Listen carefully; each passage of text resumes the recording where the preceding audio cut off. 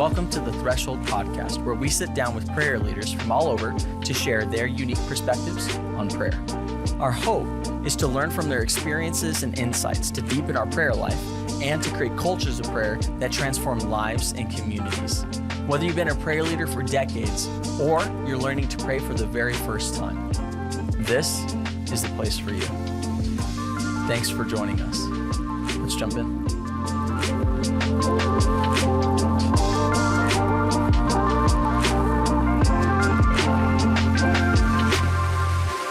Hey guys, it's Paul Colbert again from Threshold Ministries. I'm the founder of Threshold, and I've got my friend Alex Orona here with me. Hey Alex, welcome. Hello. Glad you're here.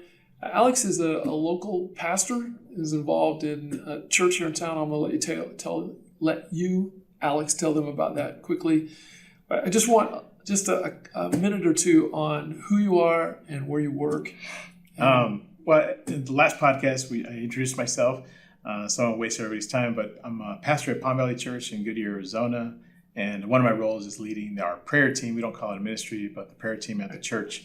And I'll just say this because I didn't say it last time. So how it exists at our church, just so everybody understands. So we started out with one prayer meeting, but now we have 2 prayer meetings going on a week, and we have a prayer team we call it the Prayer Shield, and it's a text team. So as prayer requests come into the church throughout the week, I send those to that team, and they're about right around 40 strong, and they pray. Those people pray because then that text feed, we use one of the apps on phones.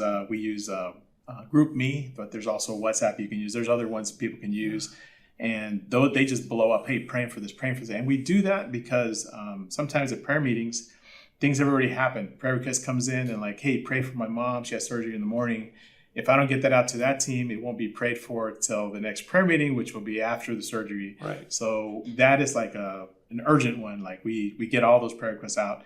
And then we also have a prayer team praying for services, every service on Sundays. So during each hour of our services, we have people gathering to pray for the services, not just the adult, but the high schoolers, middle schoolers, and students and children. So that's how we exist at Palm Valley Church. But we started just with one prayer meeting. Yeah. So where do they pray? Where do they pray? Yeah. On the weekends, we have a room designated as the prayer room, which is really cool because we've moved that group a few times, and now we have a designated place. It is not the designated place during the week, though, for prayer meetings. So during the week, we all of our classrooms, probably like a lot of churches out there, that we use for kids during the week, they're multi-purpose rooms. So we use one of those rooms for those other prayer meetings. Yeah. Cool. Very cool. So last podcast, you talked a little bit about what's going on now, and you've done a little bit more of that just now in this podcast. Mm-hmm. But what's your next step? I always love to talk to prayer leaders and go, hey, I know that you've got some great stuff going. What's your next step? So tell us, what's next for you guys? I'm really excited. We'll be partnering. Our church is part of a network of Better Together churches in the Valley. And we're going to be doing a 24/7 canopy of prayer over the Valley this next year, starting in February. And so just in a nutshell, churches are going to sign up to pray for a certain day of the month, every month for a 24-hour period. And then I'm excited because we're going to be able to leverage not just the prayer team for that, but our entire congregation. Yeah, cool. Picking segments of time that they're going to pray during that 24-hour period to cover it all with prayer. So I'm really excited about that because it's not only going to give our prayer team and our church an emphasis on prayer and growth in that, but also it connects us to the Big C church, the big church, not just in the Valley, but hopefully expands people's horizons. Because sometimes we just pray for ourselves or just our church, and it's so much bigger than that. God is at work everywhere. Yeah. So yeah, that's great. Yeah. I'm really excited about it too. Yeah. Here in Phoenix, something we've been wanting to do, as you know, for years. So It's really exciting. Tell us about an answer prayer that just kind of blew you away. I love those stories. Wow. That's kind of a hard one because there's so much. Personally, there's been so many times, Paul, that God has showed up that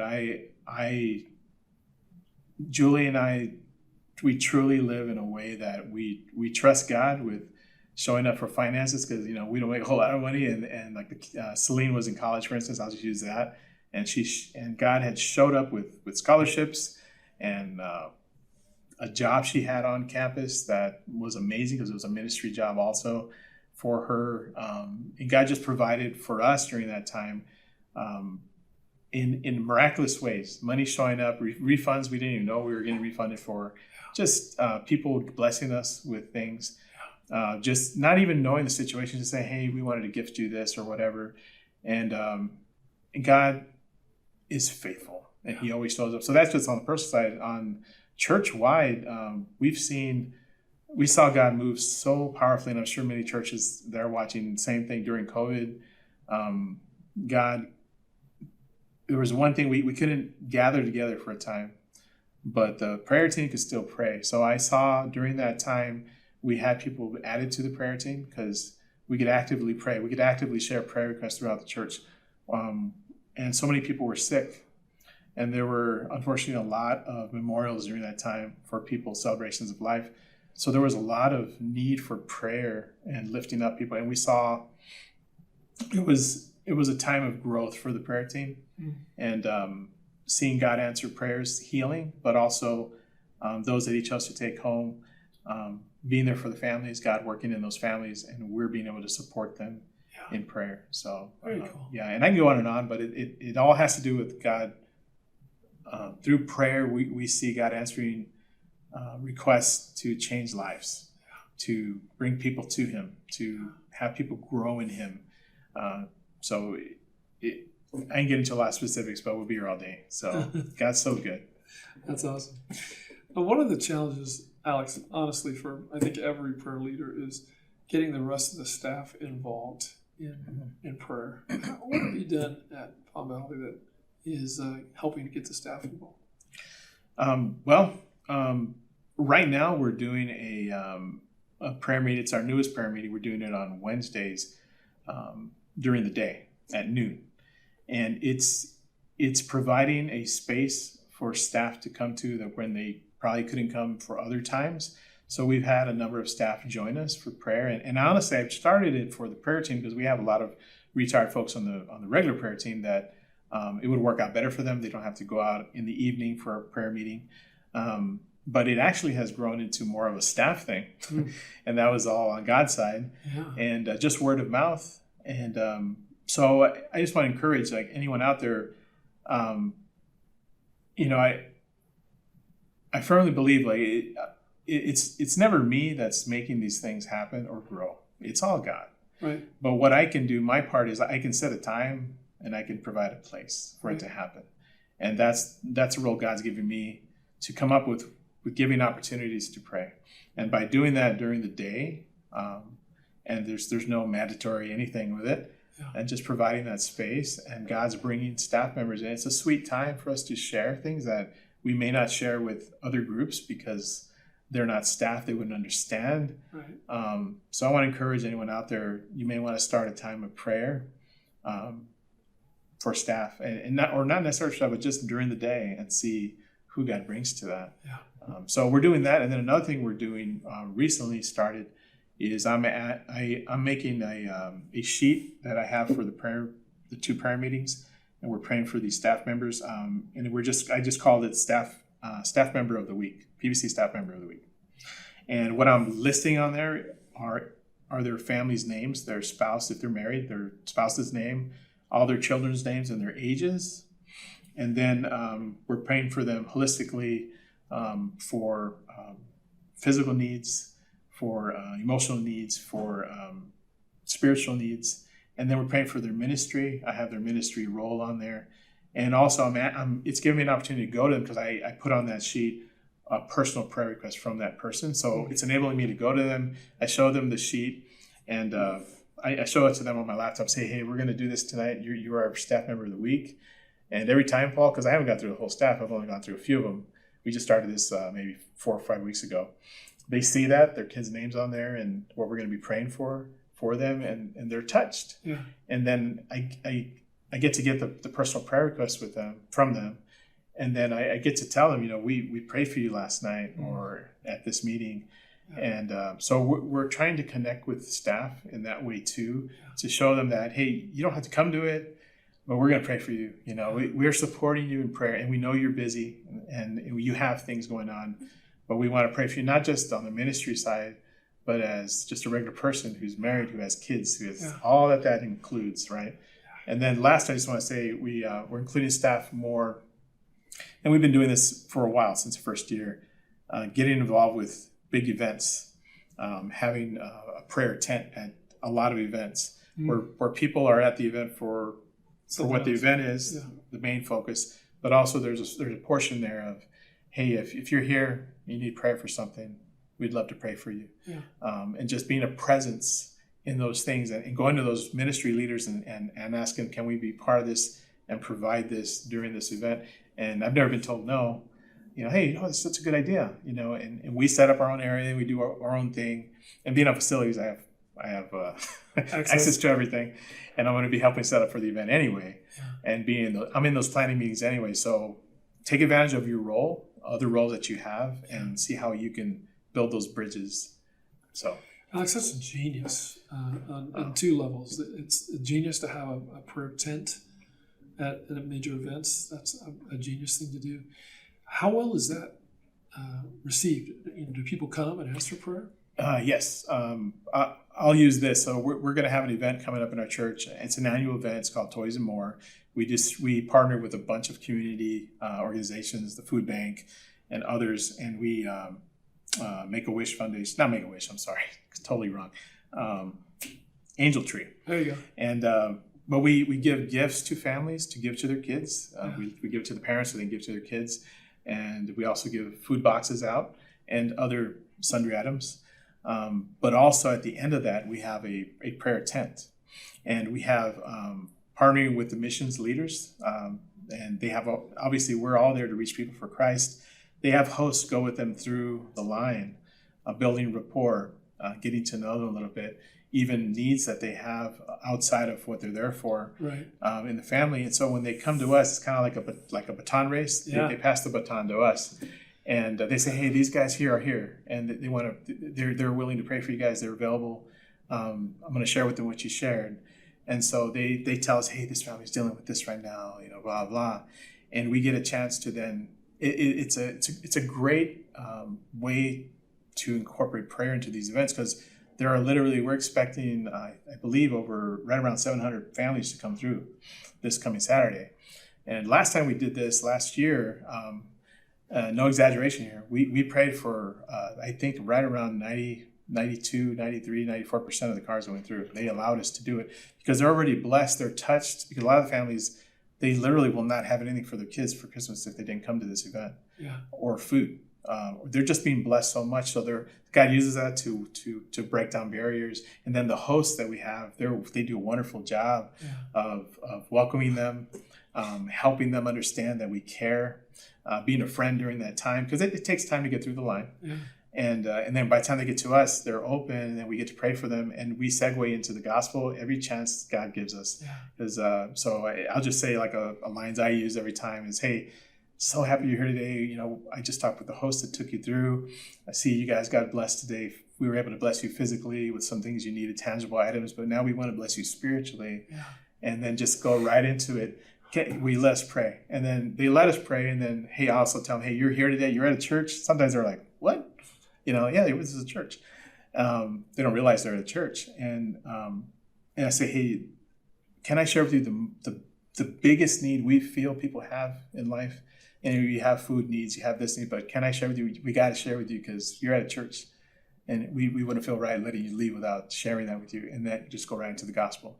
And a lot of times people aren't ready, but we invite them to church because we always have Christmas invites at that point. Like, hey, there's going to be stuff for the kids. The kids areas will have Christmas programs for at that age level, and then you can enjoy and so it just works together. And then we have people come back. Those are on Saturdays, and we have people come back that Sunday, and the weeks to come because they were touched. Alex, that is the finest approach I've ever heard to do that kind of thing. Because I've done prayer tents before, and there isn't a host to take people through kind of a thing. So when they get to the prayer tent, it feels awkward. It feels odd. And you've found a way to make it just feel really natural and good. So that's phenomenal. And I got to give kudos to the missions people, because the missions leaders are the ones that came up with the host concept. Yeah. But it tied right in to everything. That's really good. But God's using it big time. I want to go back to the staff, because we were talking about how you had the staff involved. And I know you said you just planned at a time when they're available. Your idea of having a staff member of the week or whatever it is, that's genius. But there's also a piece where some staff members are just apprehensive, for whatever reason. Maybe they don't have, as we've talked about a little bit before, they don't have a passion for prayer. And I know that I had to kind of bring them slowly along, to want to be involved in anything prayer. And you've heard me tell the story, but I know that you can echo this kind of thing. We had an event at one of the churches I worked at that was on July 4th in Phoenix. And so you know what the temperature was. Oh, yeah. On July 4th. 100 and crazy. 100 and crazy, exactly. And so I went to him before it was time for that event and said, hey, is there anything we could pray for you about this event? And he gave me a couple of things. And one of the things he prayed for was that the temperature would be somewhat moderate. And that year, Alex, we had the coolest 4th of July on record, except for one. No way. In Phoenix on the 4th of July. Wow. It was in the 90s, which is unheard of in Phoenix. And so the next year when I said to him, hey, are you interested in us praying for your team? Of course, he was all over it. And so, that's what you got to do, is you got to bring them in slowly sometimes. So I know you've had that kind of experience. Talk a little bit about that. Some of the, I look back at myself and not having been in ministry for a long, long time, I understand the viewpoint of prayer ministry. Because believe me, I wasn't involved with prayer ministry before God really planted in my heart. And so we have to get past the obstacles in people's minds, like, well, prayer people are weird, or prayer, like praying for longer than 5 minutes, that's crazy. Like I get bored. My mind goes to other things. So we have to encourage them in their prayer life. I think at least for me, I'm very relational, is any chance I get to pray with staff, just one-on-one, I pray with them. And just show them that we need to pray more throughout our days. It's not just a segmented time. I don't just pray at prayer meeting.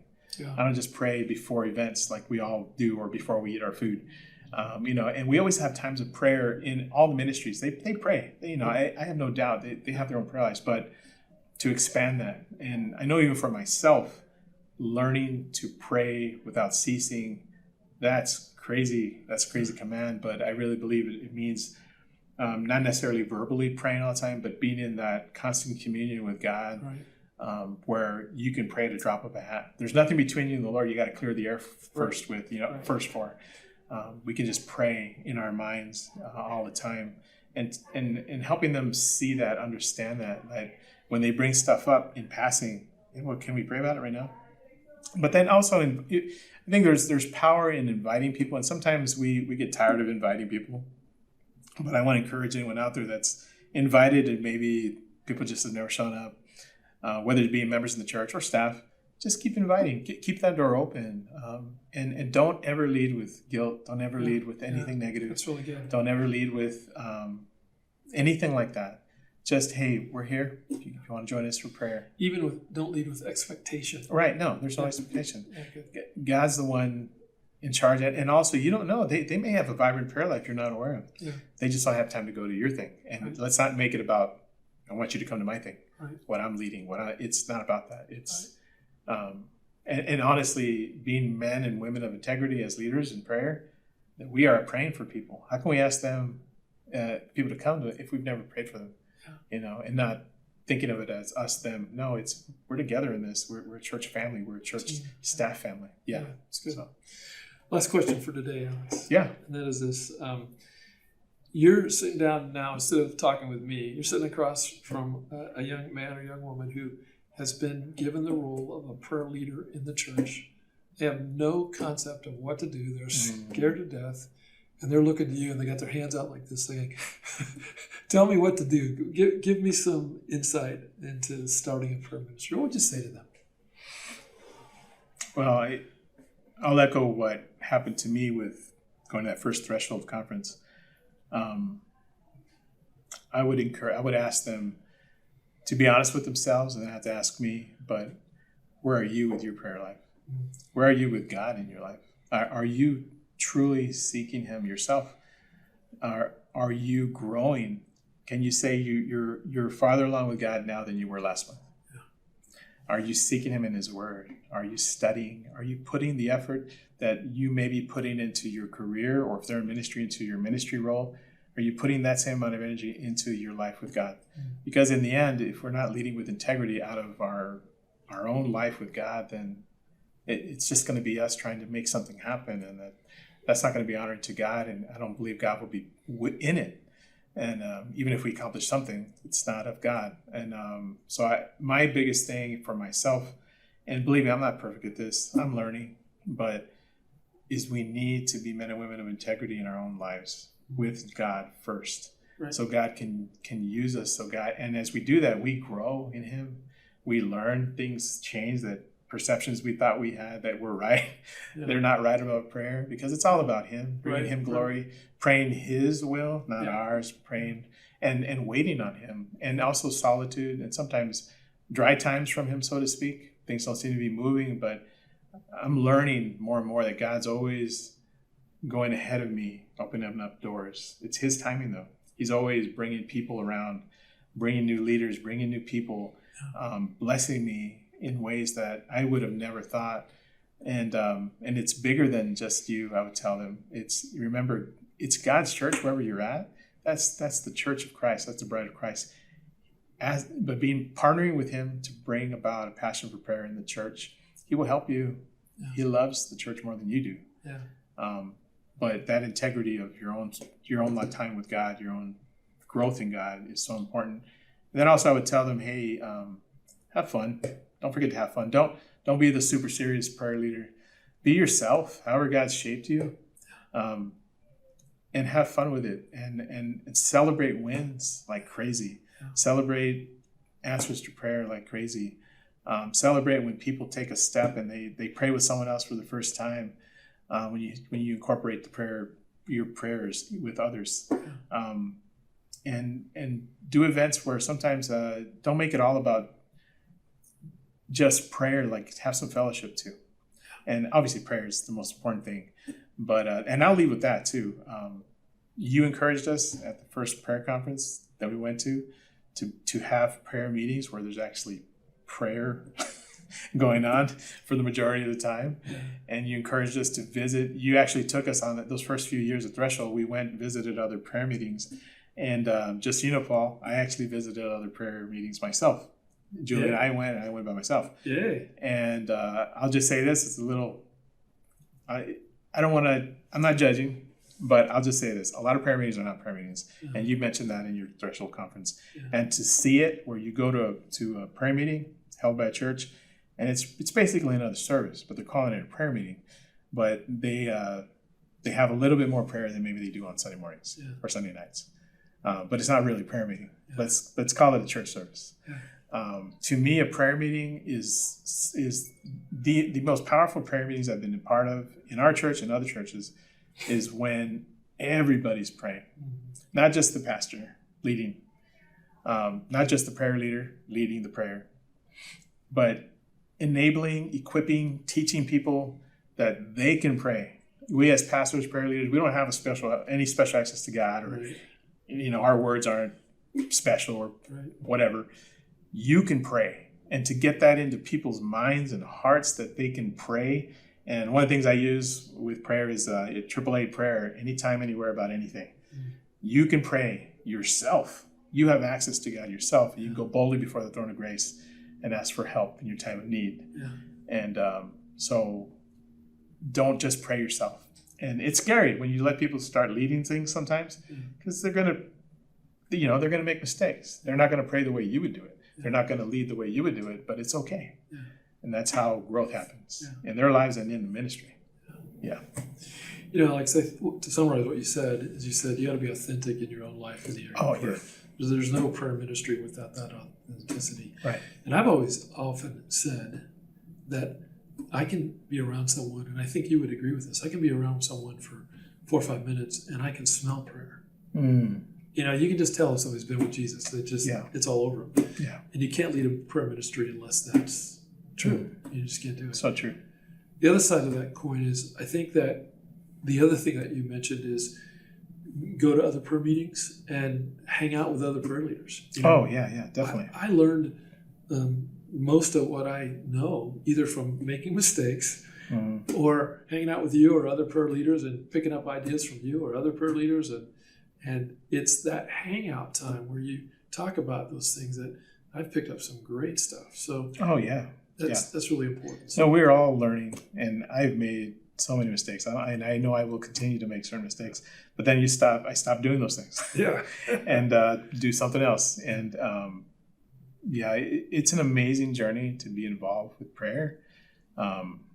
So if you're doing that right now, you're starting out, or you're still in it, be encouraged. You know, there are other prayer leaders out there, and I'd love to meet anyone to just talk shop and to learn from, and just to help each other. That's what it's about, and we can promote prayer together. Yeah, I think that's well said, Alex. I think you really nailed that point very, really clearly. That's one of the things that Threshold is really all about. Is, you know, somebody needs to get prayer leaders together and help them learn from one another. And so it's just been a joy for me to have the privilege of working with other prayer leaders and help them figure out, you know, the next steps for the ministry. So thanks for coming in today. Yeah, it's great to hang out with you. Yeah. And if this helps anyone, I praise God. Yeah. That's my hope. Yeah, praise God. Thanks for joining us today. We'll see you next time on the Threshold Podcast.